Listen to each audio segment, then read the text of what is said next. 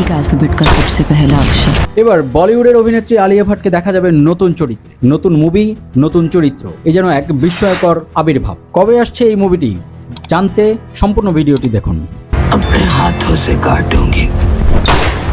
দীর্ঘ প্রতীক্ষার অবসান ঘটিয়ে অবশেষে মুক্তির তারিখ ঘোষণা করা হলো আলিয়া ভাটের সর্বরী অভিনীত অ্যাকশন ঘরানার ছবি আলফা। সম্প্রতি সোশ্যাল মিডিয়ার ছবিটি একটি রহস্যময় টিজার পোস্টার শেয়ার করা হয়েছে। পোস্টারে দেখা গেছে আলিয়া ভাটের ক্ষতবিক্ষত চেহারার এক ঝলক, যা দর্শকদের মধ্যে কৌতূহল বাড়িয়েছে। অভিনেতা অনিল কাপুর ও ববি দেওল, ছবিতে ববি দেওলের বিরুদ্ধে সমান তালেই লড়াই করতে দেখা যাবে আলিয়া ও সর্বরীকে। ইয়াশরাজ ফিল্মসের স্পাই ইউনিভার্সের এটি আলিয়ার প্রথম ছবি। নির্মাতারা দাবি করছেন এটি ভারতের প্রথম নারী প্রধান অ্যাকশন ফিল্ম, যেখানে এমন সব অ্যাকশন দৃশ্য থাকছে যা আগে কখনো পর্দায় দেখা যায়নি। ছবিটি পরিচালনা করেছেন শিব রাওয়াল, প্রযোজনা করেছেন আদিত্য চোপড়া। 2026 সালের 10 জুলাই প্রেক্ষাগৃহে মুক্তি পাবে ইয়াশরাজ ফিল্মের এই বহুল আলোচিত সিনেমাটি।